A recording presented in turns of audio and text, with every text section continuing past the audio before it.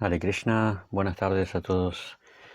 Aquí desde Barcelona vamos a leer un verso del Bhagavad Gita tal como es para el Templo de Buenos Aires, como siempre por la generosa invitación, la amable invitación de Chitrak Das y, y de los devotos ahí en mi querida Buenos Aires, que me dan esta posibilidad de continuar en contacto a pesar de la distancia, a pesar del tiempo, con un lugar que es tan querido para mí, que de hecho está presente en mis sueños bastante seguido. Así que, y bueno, qué mejor que a través del Bhagavad Gita. Así que vamos a leer del Bhagavad Gita tal como es, como me han solicitado, el capítulo 18, el texto número 7. Primero vamos a invocar la gracia de Krishna para que no nos desviemos demasiado del texto y podamos ampliar un poco la idea o aportar algo a ese texto. Om Namo Bhagavate Vasudevaya. Om Namo Bhagavate Vasudevaya. Om Namo Bhagavate Vasudevaya. El capítulo 18, en el texto 7, dice: Niyatasya tu sanyasa karmano nopapadyate mohatasya parityagas tamasa parikirtita. Entonces la traducción palabra por palabra dice así: Niyatasya, de los deberes prescritos, tú, pero, Sanyasa, renunciación, Karmana, de las actividades, Na, nunca, Upapadyate, se merece, Mohat, por la ilusión, Tasya, de ellos, Parityaga, renunciación, Tamasa, en la modalidad de la ignorancia, Parikirtita, se declara. La traducción completa: nunca se debe renunciar a los deberes prescritos. Si por ilusión uno abandona los suyos, esa clase de renunciación se dice que está en el plano de la modalidad de la ignorancia.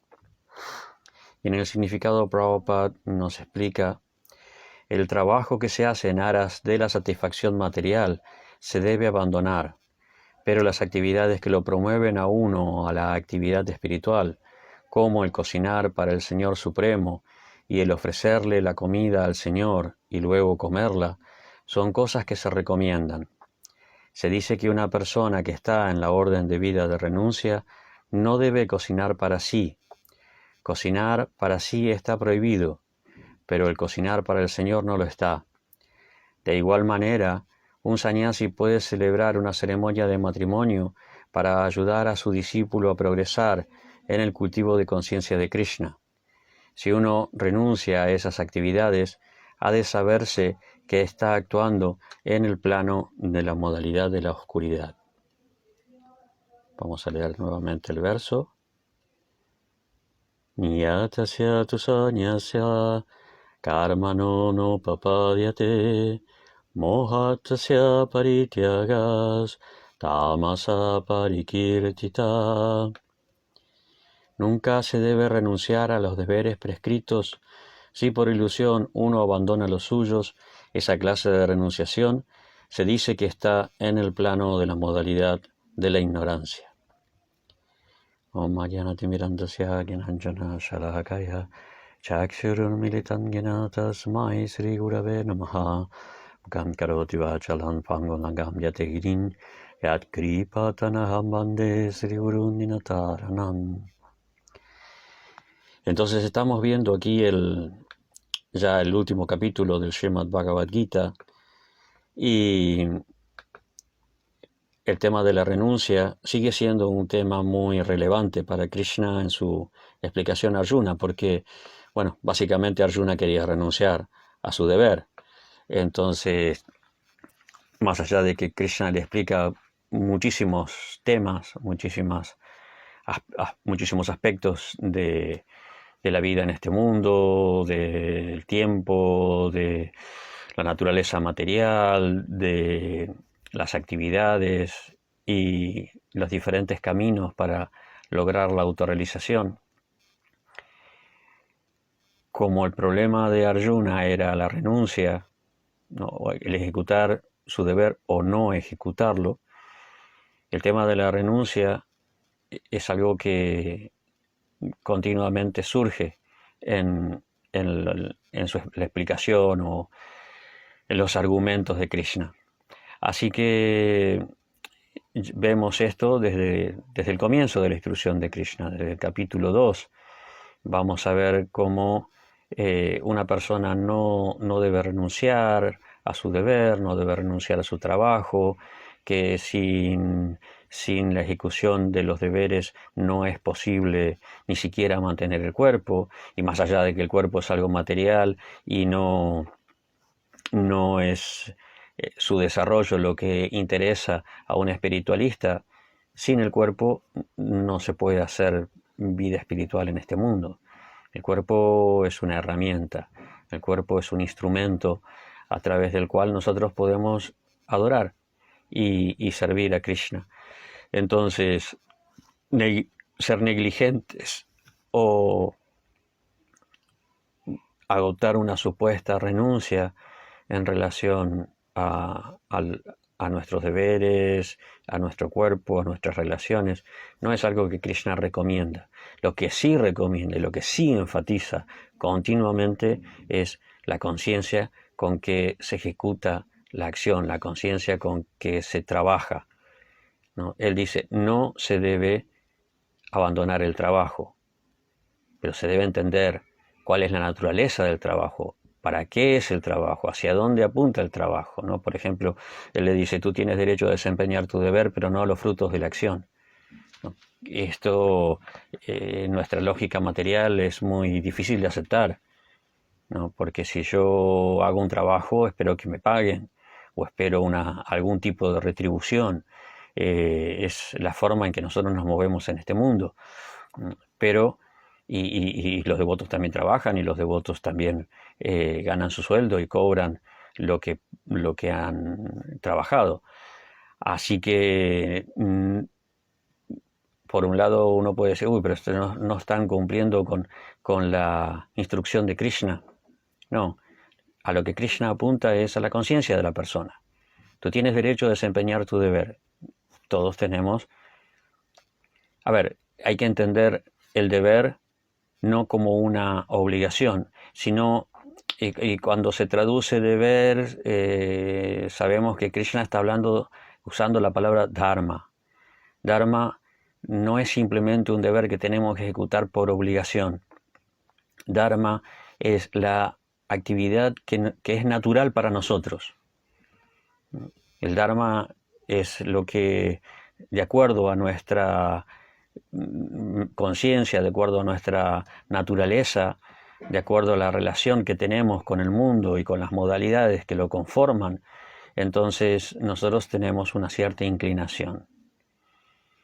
Y en el mejor de los casos, cuando nosotros hacemos un uso correcto y apropiado de esa inclinación, entonces surgen actividades que son positivas para la humanidad, para la sociedad y para nosotros mismos. No solamente porque es un trabajo beneficioso, sino también porque nos satisface internamente, ¿no? Porque nos sentimos bien haciendo lo que es propio de nuestra naturaleza. Entonces, no tiene mucho sentido renunciar a eso, ¿no? Por ejemplo, Arjuna disfrutaba la lucha, no matando, pero sí luchando. Entonces, ese disfrute, esa actividad que resulta agradable y que es positiva para la sociedad. A eso es lo que se refiere con deber, con dharma, ¿no? No al deber que tenemos que hacer porque, bueno, nos obligan, ¿no? El deber ciudadano porque hay un código. Perdón, voy a tener que poner el teléfono en modo avión para poder grabar.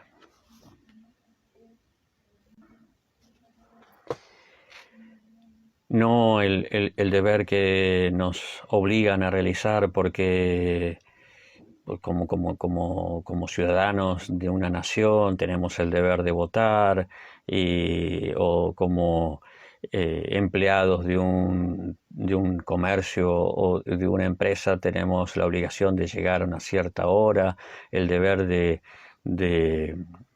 no sé, deberes generales que tenemos que realizar, aunque no sean nuestra naturaleza, aunque no sean lo que queramos hacer en ese momento, aunque no sea lo que nos gusta. Se refiere a aquel deber que es lo más natural para nosotros, lo mejor para nosotros y para los demás. Ese rol en el cual somos un elemento positivo de la sociedad. Entonces, Krishna le está diciendo, tú tienes derecho a desempeñar tu deber.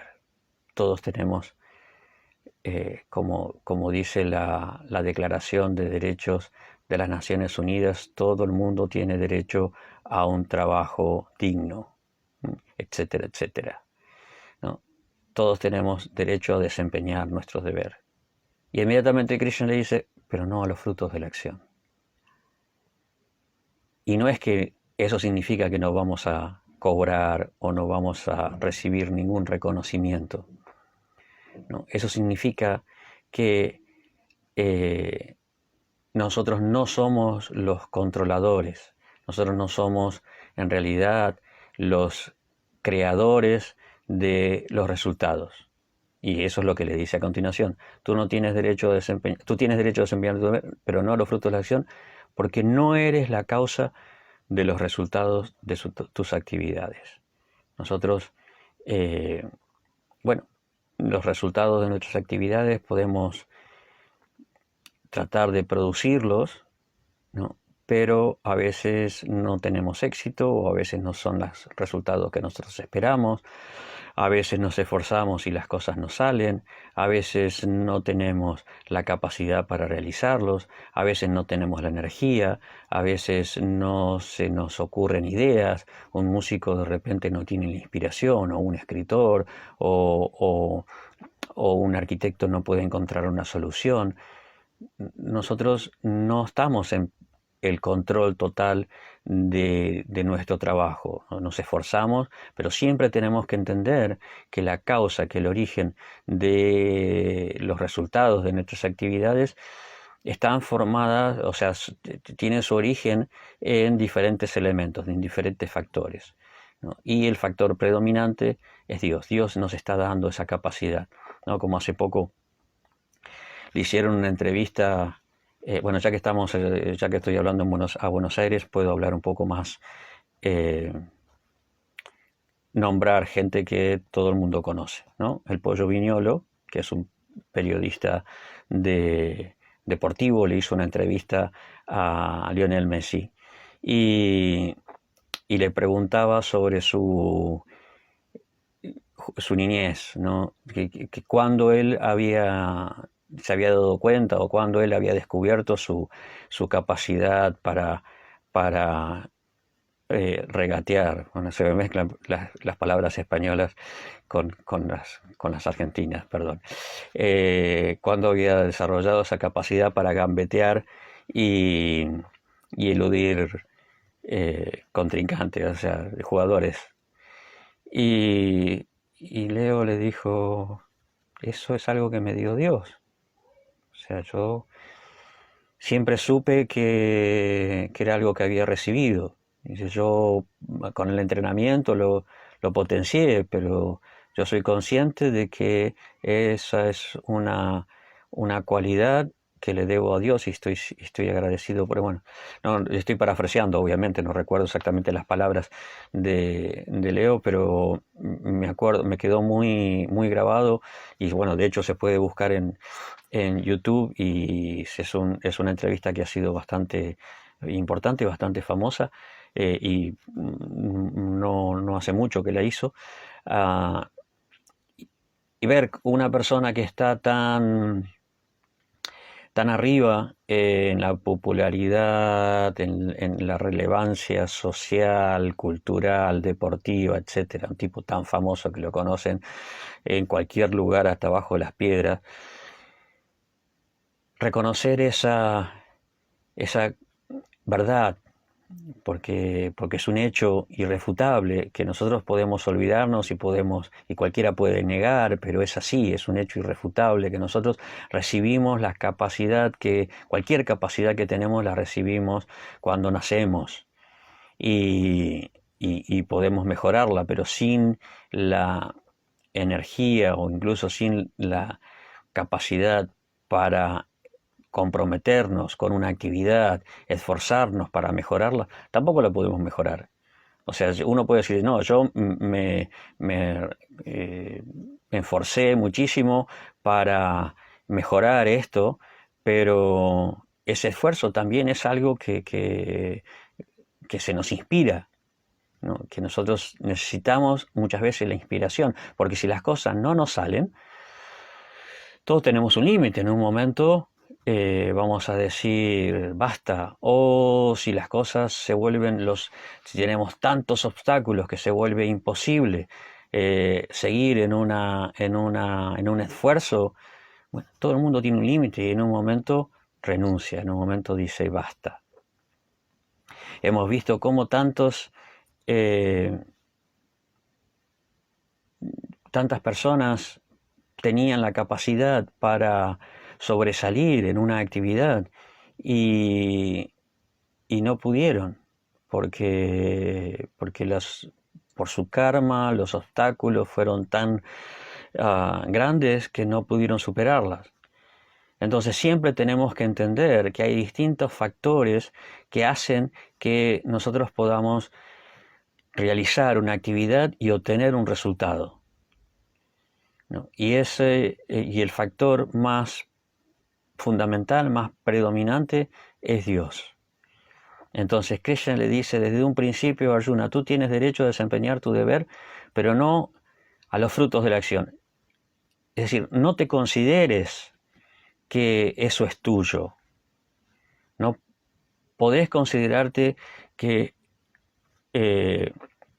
sos el propietario y puedes hacer lo que quieras con lo que has conseguido, porque eso te lo di yo, le dice Krishna. Eso, o sea, no eres la causa del resultado de tus actividades, es decir, que nos lo da Krishna. Así que, por un lado, Krishna está diciendo, no, tú tienes que trabajar, tú tienes que entender la importancia del trabajo, no renunciar a la actividad, no renunciar a lo que has recibido como cualidades, como naturaleza, porque eso es una herramienta que te eleva, que te ayuda a hacer lo que sea, karma yoga, jnana yoga, raja yoga o bhakti yoga, ¿no? Eso es una herramienta, por eso es que Krishna le va a presentar todos estos caminos. Si estos caminos fueran algo negativo, no se lo presentaría a Arjuna. Hoy estaba viendo una discusión con respecto al karma yoga o al bhakti yoga, la diferencia. Y para Prabhupada y las explicaciones Prabhupada muchas veces traduce karma yoga como bhakti yoga, porque es una cuestión de conciencia. ¿Qué es lo que hace que una actividad se vuelva bhakti o que una actividad se vuelva simplemente karma? La conciencia. ¿A quién se lo dedica? Si yo digo, bueno, voy a hacer esto para la humanidad y voy a renunciar al resultado o lo voy a hacer para una asociación, para una protectora de animales y voy a renunciar al resultado. Eso es karma yoga, ¿sí? Y si yo digo voy a dedicar esto a Krishna y voy a hacer esta actividad para Krishna, pero para que se beneficie la humanidad, para que se beneficie, no sé, las vacas o lo que fuera, para beneficio de la naturaleza. Eso es Bhakti Yoga. ¿Y cuál es la diferencia? La actividad es la misma. ¿Qué es lo que cambia? La conciencia. Entonces, si yo estoy haciendo una ofrenda a Krishna y mi mente no estoy cocinando, por ejemplo, Prabhupada habla de la cocina, uno tiene que cocinar para Dios, ¿no? Si yo estoy cocinando para ofrecer en el altar y estoy, como decíamos en Buenos Aires, bogueando lo que estoy haciendo, pensando cómo me lo voy a comer o cocinándolo de acuerdo a mi gusto, eso no es Bhakti Yoga, ¿no? Porque está acá, está en la conciencia cuál es la finalidad, cuál es el objetivo, qué es lo que lo hace sagrado a lo que yo estoy haciendo, qué es lo que lo hace devocional, qué es lo que lo hace bhakti, la conciencia. Entonces Krishna dice, no hay que renunciar al trabajo, ¿no? Y lo va a machacar, lo va a resaltar y a enfatizar y a repetir una y mil veces en el Bhagavad Gita. Porque Arjuna tiene que entenderlo eso. Y él se lo dice a él, pero a través de él nos lo dice a nosotros. Y todos tenemos que entenderlo eso. Que cuando nosotros estamos realizando una actividad, lo importante, además de esforzarnos por realizar esa actividad correctamente, es por qué queremos hacerla, para qué queremos hacerla, a quién se la estamos dedicando. ¿No? ¿La estoy haciendo para obtener un sueldo? ¿La estoy haciendo para que la gente me aplauda? ¿La estoy haciendo para que ser famoso, ¿no? Y me den muchos likes? ¿Por qué estoy haciendo esto? ¿Por qué yo estoy hablando con ustedes ahora? ¿No? Bueno, fundamentalmente porque me lo pidieron, pero fundamentalmente, esencialmente, para agradecer la vida que he recibido en la conciencia de Krishna. Agradecer a Krishna que me haya dado lo que me está dando, ¿no? Esta maravillosa filosofía. Krishna dice en el Bhagavad Gita, ¿no? Aquellos que transmiten y difunden estas enseñanzas son muy queridos para mí. Y yo quiero ser querido para Krishna. Y quiero que Krishna esté complacido y feliz conmigo. Entonces, por eso yo estoy haciendo esto. Entonces, cuando nosotros estamos realizando una actividad, tenemos que preguntarnos, ¿por qué estoy haciendo esto? Cada día que nosotros realizamos actividades, todo tipo de actividades, no solamente servicio devocional, todo tipo de actividades. ¿Cuál es el beneficio de esto? ¿Para quién lo estoy haciendo? ¿Es beneficioso? Entonces, si yo estoy haciendo algo que no es beneficioso, bueno, tengo que dejar de hacerlo, tengo que hacer algo, tengo que buscar otra cosa, tengo que buscar algo que sea beneficioso. ¿Para quién lo estoy haciendo? Para mí, bueno, tengo que empezar a reconsiderar eso, porque si lo estoy haciendo simplemente para mí, voy a tener que asumir la responsabilidad de mis acciones, es decir, el karma. Y si es algo bueno, voy a tener un buen karma, y si es algo malo, voy a tener un mal karma, pero en definitiva voy a tener un karma que me va a seguir atando a este mundo. Voy a seguir estando prisionero de este mundo. Entonces, ¿para quién lo estoy haciendo? Si, por ejemplo, yo solamente entiendo que esto que estoy haciendo, en vez de estar pensando lo estoy haciendo para mí, se lo ofrezco a Dios, esa misma actividad va a ser el camino de mi liberación, el camino de restablecer mi relación con Dios, de recuperar mi identidad espiritual, de volver a mi fuente, de volver a mi esencia. Entonces yo me tengo que preguntar, ¿para qué lo estoy haciendo, lo que estoy haciendo? Y si las cosas se ponen complicadas, que es hacia donde va Krishna en estos versos del 18º capítulo, si las cosas se ponen difíciles, entonces, o simplemente por una idea errónea de renunciación, quiero dejar de hacer algo, quiero dejar alguna actividad, entonces Krishna dice no, eso no está bien. No se debe dejar el deber, ni porque es incómodo, ¿no? En un significado, Prabhupada dice que uno tiene que cocinar aunque haga mucho calor, y les puedo asegurar que acá hace mucho calor, ¿no? Y cada mañana en el templo, cuando los devotos y las devotas van a cocinar, lo sufren un montón, porque están haciendo 32 grados, no es tanto, pues estuve hace poco en Arabia Saudita, hacía 40, pero más o menos la sensación es la misma. Ahí está pesadísimo y bueno, es muy difícil estar en un lugar con fuegos cocinando. Prabhupada dice, igual, uno tiene que seguir cocinando aunque haga calor. Y uno tiene que bañarse aunque haga frío en invierno, ¿no? Me acuerdo a veces cuando estábamos en los comienzos de Bhaktilata Puri que no teníamos agua porque no andaba la bomba, el motor, ¿no? Íbamos a buscar agua al vecino, veníamos con unos recipientes enormes y a veces quedaban afuera y bueno, había algunos eran lo suficientemente valientes como para usar ese mismo agua. Algunos la calentaban y la calentábamos y otros directamente usaban el agua así fría. Prabhupada dice, no hay que renunciar a bañarse porque hace frío, no hay que renunciar a cocinar porque hace calor, no hay que seguir cumpliendo el deber. Es decir, a pesar de las inconveniencias, uno tiene que continuar, uno tiene que seguir realizando la actividad para la que está preparado y fundamentalmente conectarla con un espíritu devocional.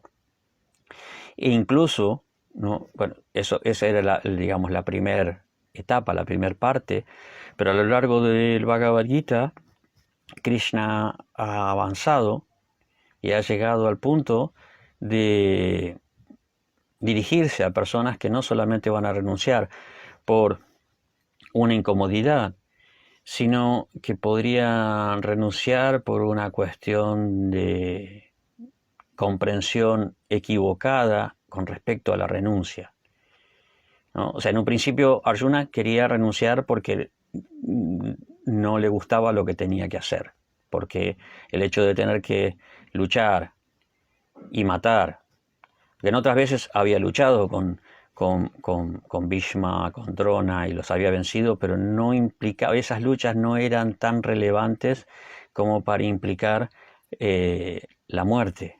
Pero acá sí, en la batalla de Kurukshetra, la única forma era llegar al punto de matar. Ya el conflicto había llegado a un punto de no retorno tan límite que él sabía que iba a tener que matar. Ya había habido todo tipo de intentos para parar esa guerra, para parar esa lucha, y habían sido inútiles. Habían cedido todo, prácticamente todo. Ya lo último que significaba lo que Arjuna quería hacer, irse, declararse vencido e irse. Esa era las únicas dos alternativas que Arjuna tenía en ese punto, era o irse y renunciar completamente a todo, incluyendo su dharma, o cumplir con su dharma y tener que matar. Entonces, ante esas dos alternativas, Arjuna en un principio decía simplemente, me voy, dejo, esto no me gusta y prefiero que me maten, Imagínense ese tipo de renuncia. Y por otro lado, a medida que va avanzando y va comprendiendo la importancia del camino espiritual, dice, bueno, entonces vida espiritual significa renunciar, ¿no? Y ahí es cuando comienza a confundirse, bueno, que primero me recomiendas que luche, después me recomiendas que renuncie, porque él ya no estaba pensando en la renuncia simplemente por una cuestión de dificultad o de incomodidad en el hecho de tener que luchar y matar a personas que no quería herir. No solamente Bhishma, que era su tío abuelo, o Drona, que había sido su maestro, ¿no? También estaba Salya, que era su tío. Había muchísimas relaciones, muchísimos vínculos familiares y de amistad en el bando opuesto. Entonces era difícil. Pero después de un tiempo, este no era principalmente el impedimento, porque Krishna ya le había explicado que en realidad nadie muere, ¿no? Que ninguna de esas personas en realidad iba a morir. Entonces él entiende que, o extrae de las instrucciones de Krishna, que lo importante es la renuncia. Entonces quiere renunciar a la acción, cuando en realidad Krishna no le está diciendo que renuncie a la acción, le está diciendo que renuncie a los resultados de la acción. Entonces ahí ya hay una evolución en su comprensión, ¿no?, con respecto a la renuncia. Errónea todavía, pero ya no es una renuncia por incomodidad, es una renuncia porque él entiende la vida espiritual de otra manera. Y es una confusión que hemos visto que sucede muchísimo en la vida, en las personas. Entonces él quiere renunciar y Krishna una y otra vez le repite, no, uno tiene que realizar su deber con la comprensión de que no es, tú no eres responsable, de que los frutos no son tuyos. Entonces tiene que actuar con desapego a los frutos. Entonces la persona entiende, Dios me da esta habilidad, como hablábamos antes en el caso de Messi, o todos podemos entender, ¿no? Yo sé perfectamente que mi capacidad de hablar en este momento no la controlo. No solamente no controlo, por ejemplo, el tono de mi voz, no controlo el movimiento de mi lengua, pues no estoy pensando cómo mover la lengua para hablar. Es algo que sucede. No solamente eso, que es mecánico, tampoco controlo mucho las ideas que van fluyendo en mi cabeza, porque justamente están fluyendo y yo no estoy controlando ese flujo, ¿no? Puedo tener la idea de, bueno, voy aquí, voy allá, este tema, tomo el otro, pero yo en este momento me siento como un observador, como alguien que observa el trabajo de un marionetista. Y eso no significa que, yo no estoy diciendo que Krishna hable a través mío, ¿no? Yo lo que estoy diciendo es que Krishna me está dando letra.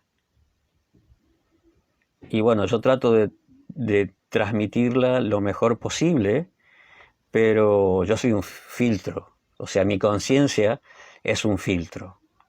Probablemente Krishna me esté diciendo cosas hermosísimas y yo, porque soy un filtro bastante defectuoso y contaminado, bueno, me sale lo que me sale, ¿no? Es como, yo tenía un profesor en la universidad que decía, un profesor de teología, nos decía, la Biblia es palabra de Dios escrita por hombres, ¿no? Cada pueblo ha recibido una revelación y la ha interpretado y expresado y transmitido de acuerdo a sus capacidades, de acuerdo al contexto en el que la recibió,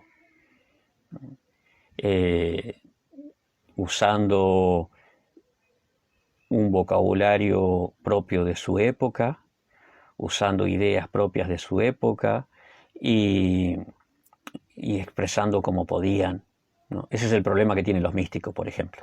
Los místicos ven algo y cómo lo expresan, ¿no? Tienen experiencias sobrenaturales y cómo lo expresan en términos materiales.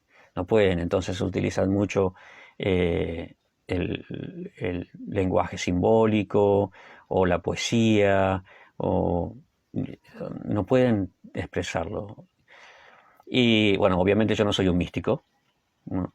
Yo simplemente, bueno, como decía antes, Krishna me da letra como un apuntador y yo filtro y trato de transmitir de la mejor manera posible, de acuerdo a mis capacidades, esa letra, esas instrucciones o esas ideas.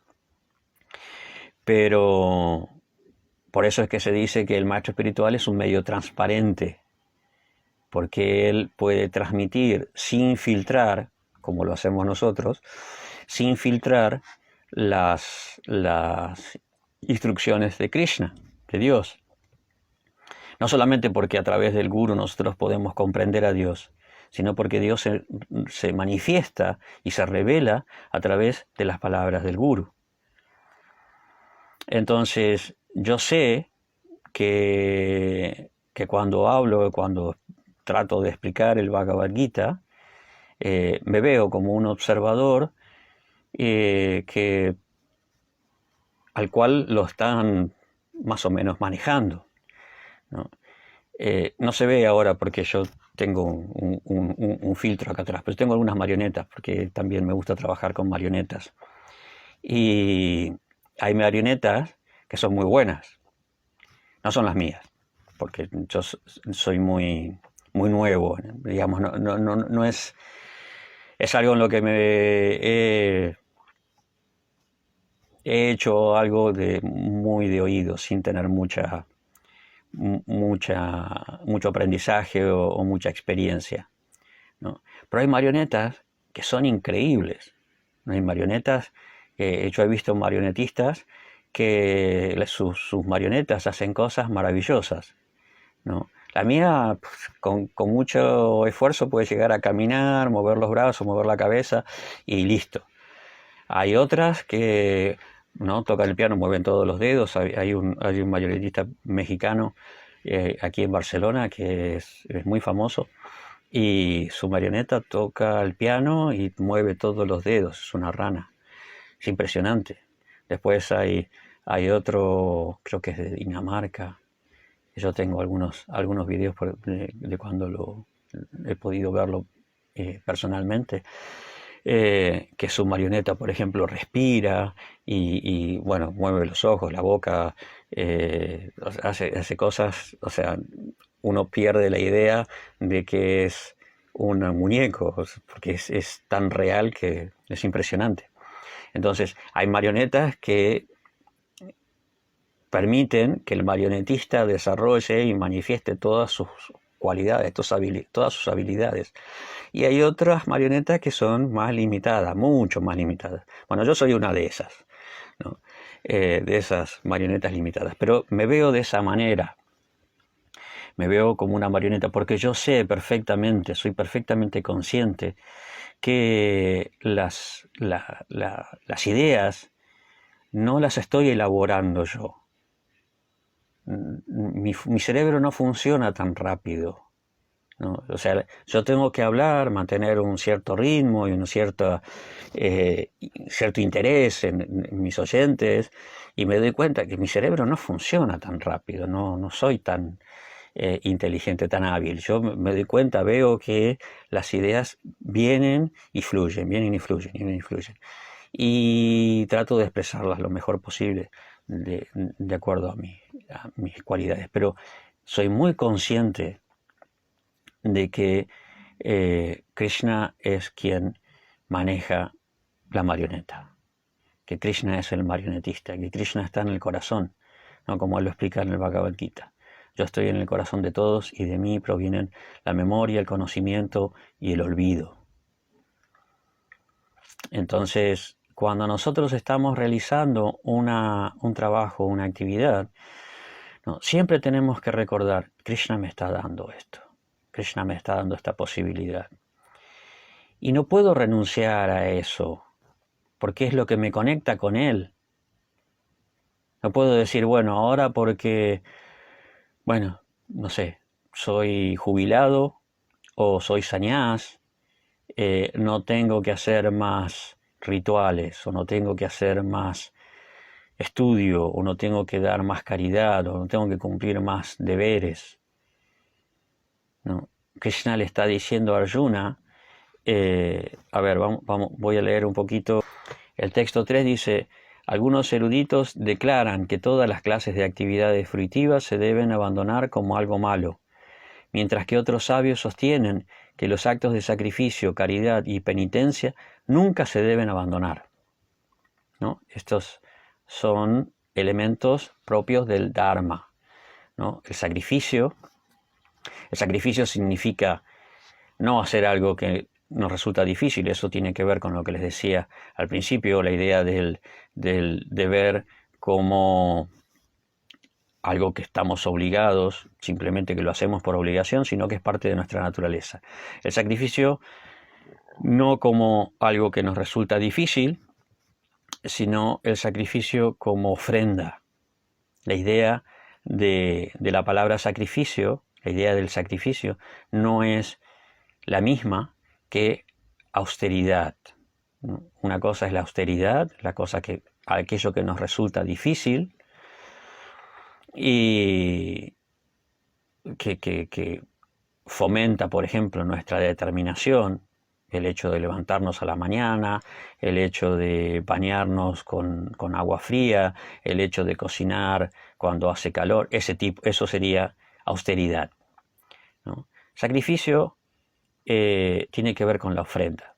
O sea, la palabra sacrificio en castellano tiene su origen en una palabra latina que es sacer, ¿no? Y sacer tiene la misma, o sea, las dos tienen sacrificio y sagrado tienen la misma raíz, sacer. Yo tomo algo, ¿no? Tomo, no sé, un libro o un cuaderno y puedo escribir cualquier tontería o puedo escribir el Mahamantra o anotar los versos del Bhagavad Gita que quiero recordar, que quiero estudiar. Y la diferencia de esa naturaleza, de la naturaleza de lo que estoy escribiendo, es lo que hace que una cosa sea sagrada o no.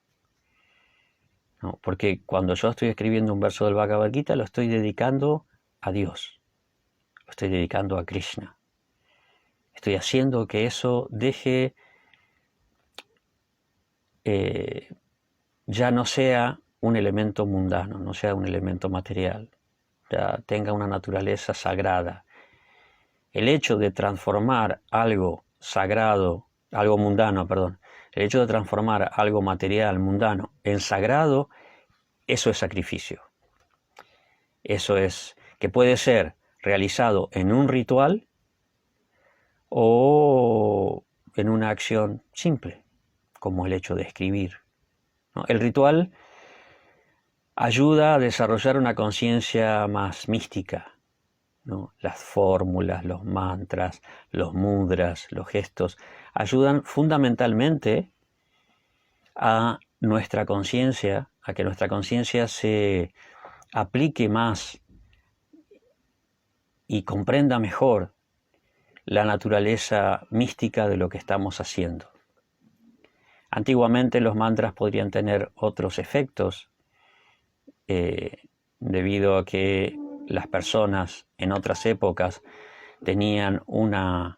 podían sintonizar mucho mejor las energías y al recitar un mantra afectar la naturaleza de la realidad, ¿no? Arjuna decía un mantra y una flecha se transformaba en un arma nuclear, ¿no? Hoy en día no tenemos esa capacidad, no tenemos esa sintonía energética, espiritual, mística. Hoy en día los rituales lo que hacen es adaptar nuestra conciencia, ayudarnos a que seamos más conscientes de la naturaleza espiritual o el objetivo espiritual de lo que estamos haciendo. Entonces, el sacrificio puede ser algo que se realiza en un ritual muy complejo, con muchos actos esotéricos, místicos, mudras, mantras, yantras y un montón de elementos para ayudarnos a comprender la naturaleza única de lo que estamos haciendo, la naturaleza sagrada de lo que estamos haciendo. O puede ser un acto simple, ¿no? Por eso es que Prabhupada, cuando se instalaron las deidades de Krishna Balaram en Vrindavan, él decía, simplemente cantando Hare Krishna ya habría sido suficiente. El domingo Yogananda Maharaj contaba de cómo fue que Prabhupada instaló las primeras deidades de ISKCON, creo que en el Templo de Los Ángeles, porque una devota en Malati, eso lo contaba ella, vio unas deidades de Jagannath en un negocio y tomó la deidad de Jagannath y se la llevó a Prabhupada. Y Prabhupada, bueno, le prestó reverencia, digo, tú has traído a Krishna aquí, y les dijo, bueno, había otras dos imágenes, les preguntó, le dijeron que sí, bueno, vayan a comprarlas. Estoy haciendo la historia muy, muy resumida. Y cuando trajeron las otras dos imágenes de Balaram y Subhadra, le pidió, creo que a Shyamasundar, que las esculpiera en un tamaño más grande porque eran muy pequeñitas. Entonces, cuando estuvieron completadas, Prabhupada hizo una ceremonia muy, muy simple de baño y mientras cantaban los devotos Hare Krishna, y así instaló las primeras deidades de ISKCON. Entonces, a veces un acto muy simple puede transformarse en un sacrificio. Bueno, me extendí un poco con el tema del sacrificio. El tema de la caridad también es fundamental porque nos ayuda a cultivar nuestra empatía, nuestro desapego, nuestra renuncia, etc. Y después dice penitencia, y bueno, la palabra penitencia en el contexto cristiano, católico, no tiene muy buena imagen, ¿no? Muy buena publicidad, porque penitencia es lo que uno hace normalmente como castigo, ¿no? Que hicimos algo mal, bueno, incluso en un contexto social también. O a los chicos se los pone en penitencia cuando se portaron mal, y a los grandes, cuando se portan mal, los mandan a la penitenciaría. Lo peor que les puede pasar a alguien, ¿no? Penitencia en realidad tiene ese trasfondo, esa carga.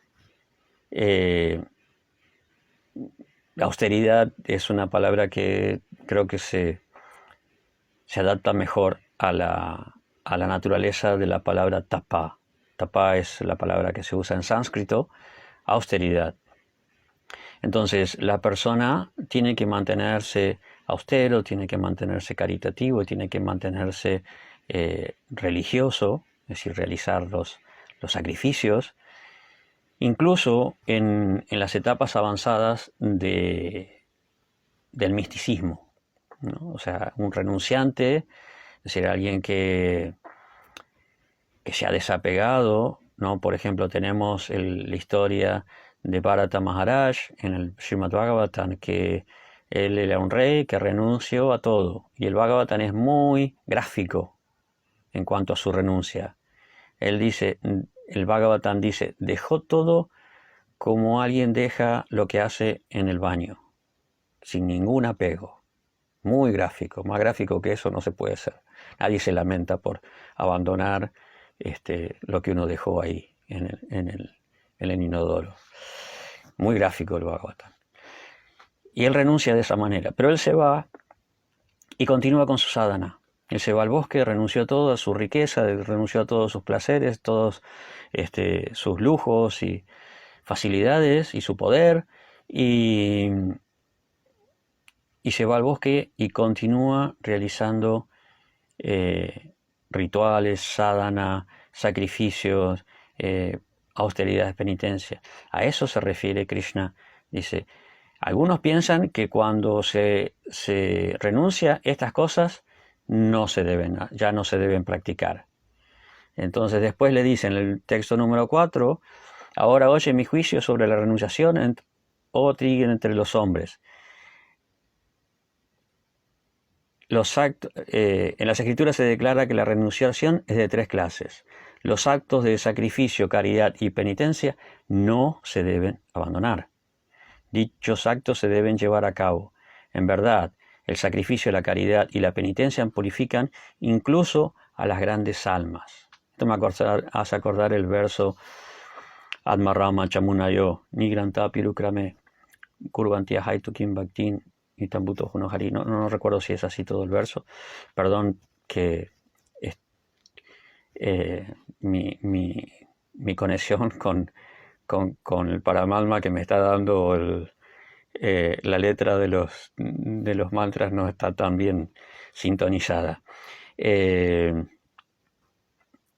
Que incluso los grandes almas, las almas autorrealizadas, Atmarama, aquel que ha encontrado el ser, que encuentra el placer en el ser porque ha descubierto su identidad espiritual, incluso esas personas se dedican a la práctica del servicio devocional, porque encuentran, a pesar de que han encontrado el placer del ser, el placer del servicio devocional es todavía superior, ¿no? Y acá lo he relacionado, me hizo acordar, ¿no? El sacrificio, la caridad y la penitencia purifican incluso a las grandes almas, ¿no? En el verso anterior, en el verso 6 dice, todas esas actividades se deben ejecutar sin apego. Esto es lo que hablábamos antes, ¿no? Deben continuar realizando esas actividades como todos los trabajos sin apego y sin esperar ningún resultado. Krishna lo va a machacar a Arjuna y a todos nosotros continuamente hasta que entendamos definitivamente cómo tenemos que trabajar. Tenemos que trabajar, tenemos que actuar por la acción en sí misma, no por lo que vamos a conseguir por esa acción. Porque si estamos pendientes de lo que vamos a conseguir, primero que estamos equivocados, como ya lo explicamos. Y segundo, que no podemos realizar la acción correctamente si estamos viendo el objetivo solamente. Tenemos que estar muy concentrados en la acción, muy conscientes, muy concentrados en el presente, en el momento que estamos viviendo y la actividad que estamos realizando. Y si podemos concentrar nuestra atención, focalizar nuestra mente en eso, más allá de que salga bien o que salga mal, que seguramente saldrá bien porque, bueno, tiene muchas más posibilidades de salir bien porque nos estamos realmente esforzando. Más allá de eso, vamos a estar satisfechos porque hicimos todo para que salga bien. Si no sale bien, es porque no tenía que salir bien y hemos comprendido de que no está en nuestras manos el resultado de las acciones. Entonces, el hecho de concentrarnos a realizar algo con esa absorción, con esa entrega, con esa conciencia, hace que la actividad en sí sea perfecta. Hemos leído hace poquito en el templo, estamos leyendo el canto octavo del Srimad Bhagavatam, capítulo 23, cuando, Bali Maharaj es derrotado, entre comillas, por Vamanadev, y le entrega todo, y no recuerdo si en uno de los versos o en el significado de Prabhupada dice, no, en el verso, es el capítulo 23, pero no recuerdo el verso, dice que toda la ceremonia, todo el ritual que había ejecutado Bali Maharaj era perfecto. Si uno lo ve externamente no es perfecto, porque le había sacado todo a Indra y se lo había dado a los demonios. Entonces, como una acción que es para compartir el resultado con los demonios puede ser perfecta? Pero como Bali entregó todo a Vamana, ¿no? el resultado era perfecto. Entonces, nosotros tenemos que entender que cuando nosotros nos esforzamos por realizar algo con completa absorción, más allá del resultado, la conciencia es lo que determina que una acción realmente sea perfecta o no. En el capítulo 4, Krishna dice Brahmarpanam Brahmahavir, ¿no? Que la acción, los utensilios que se usan, la parafernalia, el objetivo y el ejecutor son todos de la misma naturaleza trascendental, porque su conciencia es lo que hace, lo que establece, lo que pone a todos los elementos en el mismo nivel del Brahman, en la plataforma espiritual. Entonces, por eso es que Krishna dice, nunca se debe renunciar a los deberes prescritos. Si por ilusión uno abandona los suyos, esa clase de renunciación se dice que está en la modalidad de la ignorancia, ¿no? Después, en el texto siguiente va a decir que si los deja por considerarlos dificultosos. Bueno, pero de eso ya hemos hablado y seguramente otro devoto lo va a explicar con más detalle y mejor. Bien, lamento no estar transmitiendo esto en directo por la diferencia horaria y no poder responder a las preguntas en forma directa, pero si escriben en los comentarios, escriben sus preguntas o comentarios, puedo escribir yo abajo, responder o agradecer los comentarios. Espero que estén todos muy bien, espero que no haga mucho frío y les agradezco nuevamente a todos por estar ahí, por tener la paciencia de escucharme y por invitarme a estas clases. Hare Krishna.